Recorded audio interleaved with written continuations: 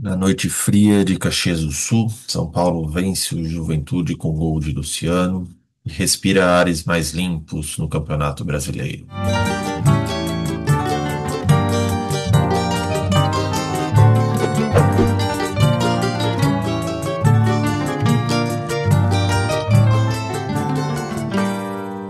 É, Boa noite a todos. O São Paulo venceu há pouco o Juventude com gol de Luciano, sempre ele, lá em Caxias do Sul, na fria Caxias do Sul, estádio Alfredo Jaconi. E agora respira um pouco mais aliviado na tabela do Campeonato Brasileiro. O São Paulo entrou com um time muito parecido com aquele que construiu a vitória sobre o Corinthians, com o Alisson no lugar do lesionado Oscar, mesma mudança que foi feita aos 10 minutos de jogo contra o Corinthians, quando dá lesão, e com o Sabino no lugar do Alan Franco poupado. É, Acho que o time coletivamente fez um bom primeiro tempo. O time jogou com as linhas avançadas, bastante avançadas, e muita aproximação entre os jogadores, principalmente jogadores de meio, e ainda mais com a dupla Bobadilha e Marcos Antônio. E essa aproximação gerou algumas boas trocas de passe em triangulação, o que, e sem querer, né, criticar aqueles que já se foram, né, mas era algo que a gente não via há bastante tempo no São Paulo, né?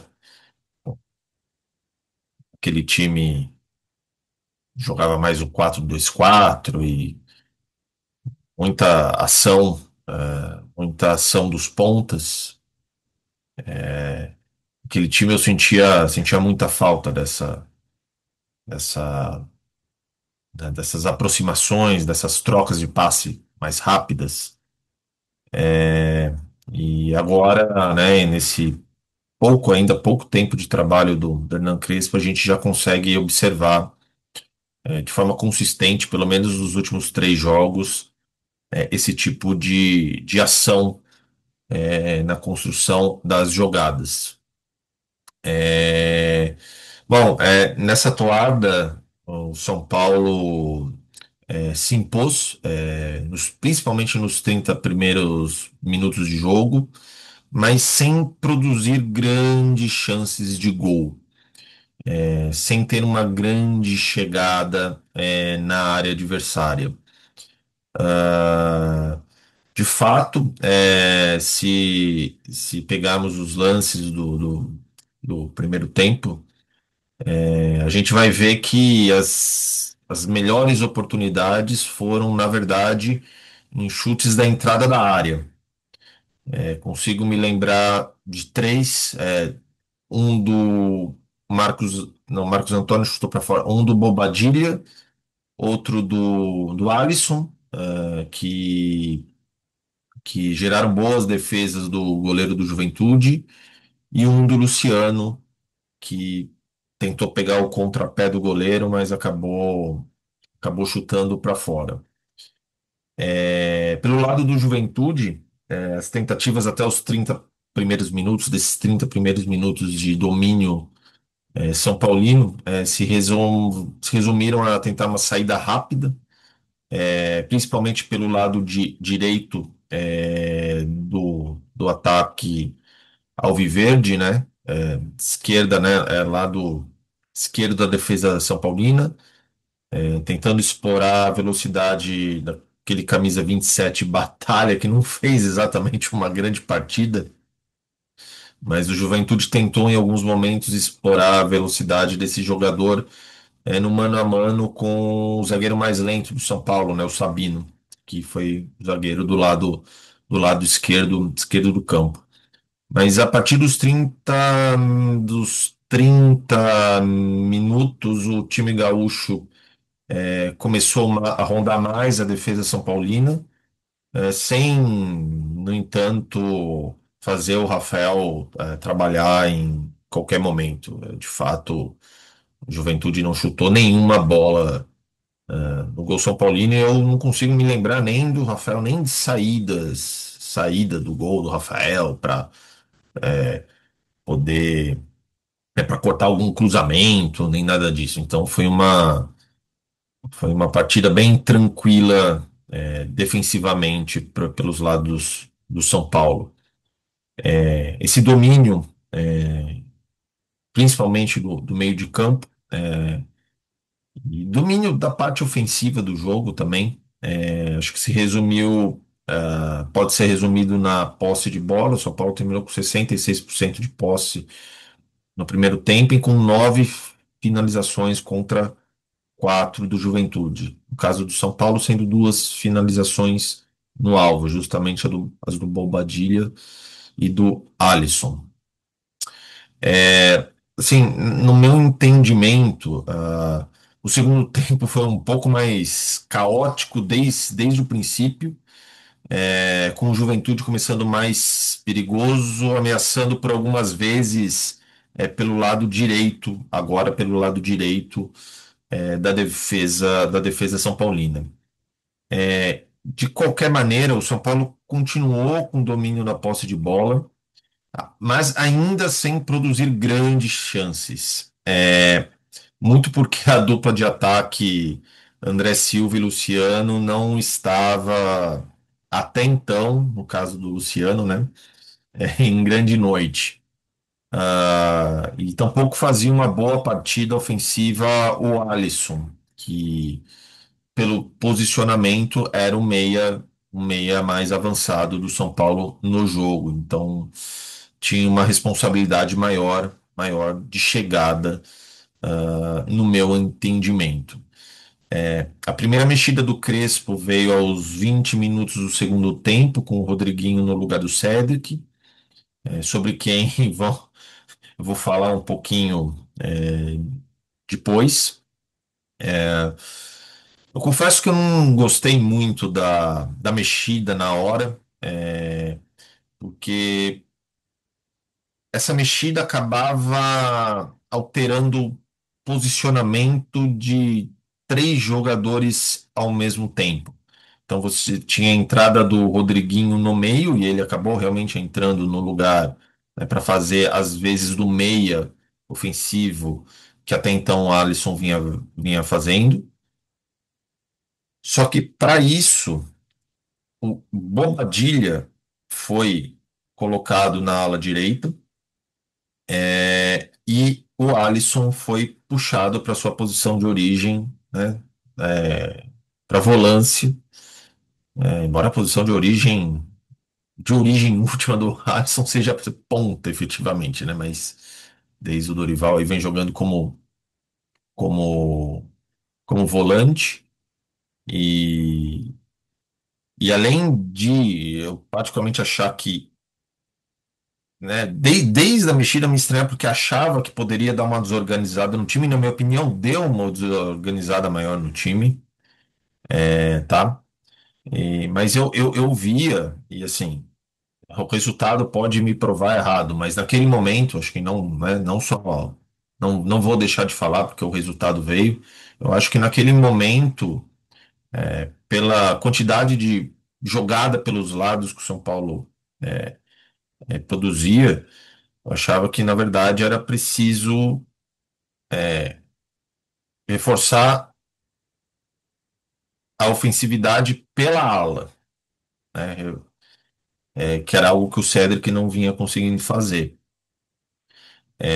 Então, colocar o Bobadilha, você acaba tirando a profundidade, né? A profundidade por aquele lado, mas eu imagino que o Crespo tenha apontado aí nessa construção via meio de campo, que já vinha sendo feita também, né, pela dupla de volantes. Então, imagino que na cabeça dele talvez fosse, por não ter justamente um ala de características mais ofensivas, e talvez não querer, por exemplo, tentar a sorte colocando um ponta, como, sei lá, o Lucas Ferreira, por exemplo, que tem né, jogava, né, jogou em vários momentos com o Zubeldia pela ponta, não pela ala, mas pela ponta direita. É, e tem, né, um porte físico, parece pelo menos adequado, se não para fazer um bom trabalho defensivo, mas para conseguir fazer pelo menos uma recomposição, né, de ida e volta. Sabemos também, está voltando de lesão, isso é um ponto. Mas, enfim, talvez, né, e aí pode, né, a gente talvez não possa nem responsabilizar o técnico, talvez aí seja uma questão de profundidade do elenco mesmo. Mas, de qualquer forma, me inquietou um pouco essa mudança, é, justamente por imaginar que gerasse uma desorganização do time e gerou. É um jogo que já vinha, de fato, um pouco mais caótico, como eu já comentei, desde o começo do segundo tempo. Ficou bastante caótico, porque o Juventude, já aos 30 e poucos do segundo tempo, já tinha feito quatro alterações, o time ficou bem. O Juventude, na verdade, já não me pareceu um time muito organizado desde o princípio. Assim, me pareceu um time bastante frágil que parece vai ter dificuldades para conseguir sair da zona de rebaixamento, mesmo tendo jogos a menos. Não gostei, não vim honestamente acompanhando o Juventude, não gostei do jogo que o time gaúcho fez. Mas de qualquer maneira, aos 33, o Crespo colocou o Ferreirinha no lugar do André Silva e foi nos pés dele. Às vezes implico, confesso aqui também, implico às vezes um pouco com o Ferreira. Acho que um jogador que toma decisões, muitas decisões equivocadas, mas uma coisa que não se pode negar é que ele é um cara muito habilidoso. E numa jogada individual, de habilidade, ele conseguiu, né, conseguiu clarear o início da jogada para o gol. Ele deu uma caneta no defensor do Juventude, na linha de fundo à esquerda, assim, já próxima à área. Invadiu a área, passou para o Marcos Antônio, que fez uma excelente partida. Né? Hoje é moda falar sobre os meio-campistas de área a área. Depois a gente pode até dar uma observada no mapa de calor, né, do Marcos Antônio. Ele é o típico meio-campista área a área. É, né, mas continuando, né, ele passou para o Marcos Antônio dentro da área, que conseguiu encontrar o Luciano praticamente sem goleiro, e o Luciano, né, teve o trabalho de chutar a bola realmente pro gol. E logo depois do gol, o Crespo fechou a casinha, colocou o Enzo Dias, o Juan Pablo Maia, e o São Paulo deu uma bela cozinhada no jogo até o apito final aos 51 minutos. Em termos gerais, em termos organizacionais, eu achei uma boa partida do São Paulo, como eu disse, com aproximação entre jogadores, boas triangulações, com boas passagens dos dois alas. Mas assim, apesar de eu não estar entre aqueles que acham que o time do São Paulo seja ruim tecnicamente, e até aqui no nosso grupo né, existem opiniões distintas da minha sobre a qualidade né, do elenco do São Paulo, que é curto, mas eu não acho tecnicamente tão ruim quanto alguns pintam. Mas é inegável que existem algumas deficiências e questões a serem pontuadas. Em primeiro lugar, quantas coisas não vão muito bem para o Luciano, e elas não vinham bem até o final do jogo, mas o Luciano é justamente um cara absolutamente decisivo e conseguiu, né? E mesmo sem fazer uma grande partida, consegue. Não foi, acho que o grande mérito das jogadas foi do Ferreira que clareou, mas estava lá o Luciano bem colocado para receber o passe do Marcos Antônio e empurrar para as redes. Mas assim, eu acho que com todos os desfalques, O Luciano é o único jogador que eu diria realmente decisivo, como foi hoje, repito. É, então, o São Paulo tem dificuldades em transformar o domínio da posse de bola, o domínio do campo ofensivo, em chances reais de gol. Então, com a lesão, assim, uma sorte terrível, né? Então, assim, com as lesões do Lucas, do Oscar, do Caleri, eu penso que faltam protagonistas para dividir a tarefa com o Luciano. Eu acho que a torcida tem que entender esse tipo, né, esse momento do São Paulo, o momento do time do São Paulo e do elenco do São Paulo, né? São Paulo mesmo jogando bem, tem certas, mesmo, né, com muitos jogadores de certa qualidade, jogadores úteis, às vezes tem dificuldades para decidir, para resolver os jogos. Eu acho que isso não vai mudar tão cedo. Até porque não sabemos como voltarão, né, o Caleri está fora da temporada e não sabemos como, se conseguirão tão, se Oscar e Caleri e Lucas conseguirão ter uma continuidade e se vão conseguir jogar minimamente bem, né? Na verdade, é uma incógnita.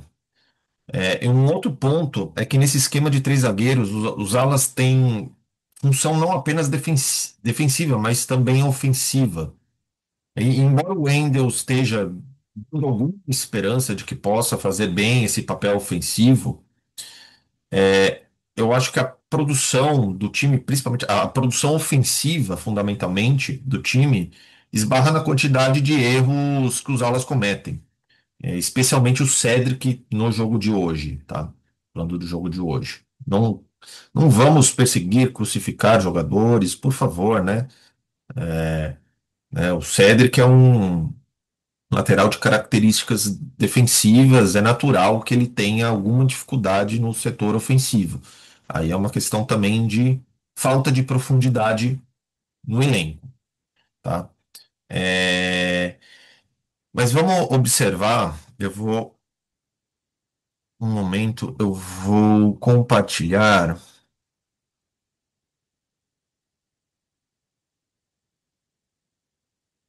o, ma- o mapa de calor. Vamos ver aqui.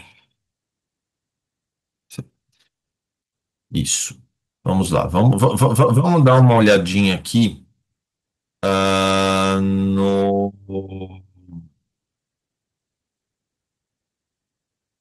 no mapa de calor dos dois alas do time. Então, a gente pode observar que tanto o Wendell quanto o Cedric fizeram bem o papel de ocupar as laterais do campo no campo ofensivo, as laterais do campo ofensivo. Eles tiveram bastante presença, né, no setor de frente do time, oferecendo opção de passe, oferecendo amplitude e chegada de fundo, que é algo importante, é um papel fundamental, já que o time não joga com uma dupla de ataque, não joga com pontas, é fundamental que os alas ofereçam essa profundidade, pelo menos um deles ofereça essa profundidade ao time. Às vezes você pode ter um ala mais construtor, por exemplo, de um lado, e um ala com mais profundidade do outro. Isso é possível também, é algo inclusive a se pensar, né? No decorrer da temporada. Alternativas no próprio elenco mesmo, porque sabemos que o São Paulo tem dificuldades para contratar. Só que aí quando a gente vem e pega as estatísticas dos dois alas,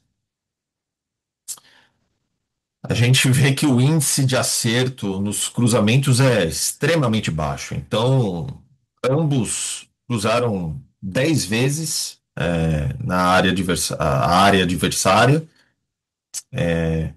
E o Cedric acertou 2 de 10, então acertou de 20%. E o Wendel 3 de 10, 30% de acerto, no cruzamento.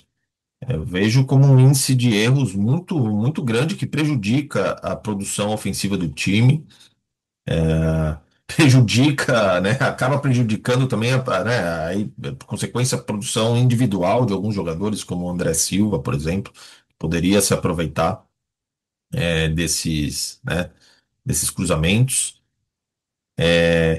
Então, eu vejo como problemático, assim, ainda essa questão dos alas. Mas, de fato, eu acho que o 3-5-2 é o caminho a se seguir, tem funcionado, mas não tem muito o que inventar também. Mas talvez pelo menos, acho que, ah, né, um a ala esquerda eu acho também menos problemática. A gente tem o Enzo Dias, que é um jogador que pode fazer bem a função, principalmente em contextos que demandam uma defensividade, né, um reforço defensivo maior, assim como o Cedric também. Acho que o Wendel pode jogar as partidas, principalmente partidas do Morumbi, em que é preciso maior escape ofensivo. Agora, eu acho que é necessário uma solução na ala direita para quando o São Paulo precisar de maior produção ofensiva por esse lado. O Cedric parece claro que não vai conseguir oferecer oferecer esse tipo de esse tipo de solução. É, bom, mas eu acho que é basicamente, né, em termos de análise, é basicamente isso. É, Acho que, para concluir, posso dizer que foi uma vitória importantíssima do São Paulo, que consegue agora recuperar fora de casa alguns dos pontos perdidos, nos jogos em casa. Ah, Acho que mais do que isso, até, nos últimos 3 jogos o time demonstrou consistência na forma de jogar. Hoje é um time que, mesmo sem jogadores de velocidade, consegue superar as linhas adversárias com aproximação, entre os jogadores, com triangulações, com toques rápidos.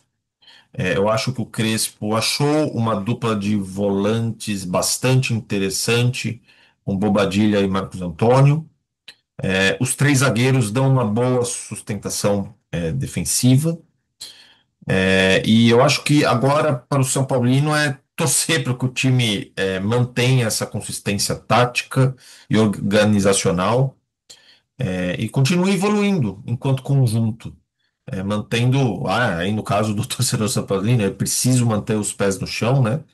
Eu acho que a luta do São Paulo é ainda na parte de baixo da tabela nesse momento, mas pelo menos o time dá sinais de que existe, né? Existe alguma possibilidade de melhora. Na verdade, já há uma melhora na verdade, demonstra que é possível sonhar com um campeonato brasileiro que não seja tão desesperador, no segundo turno quanto se pintava até, sei lá, 10 dias atrás, até a derrota contra o Flamengo. Bom, é isso então. Eu agradeço a atenção de todos. Se você, que está assistindo, gostou do vídeo, se possível, deixa um like, compartilhe, se inscreva no canal, para que a gente possa continuar batendo um papo com vocês aqui nas lives e nos vídeos pré e pós-jogos. Beleza? Um grande abraço a todos e até a próxima.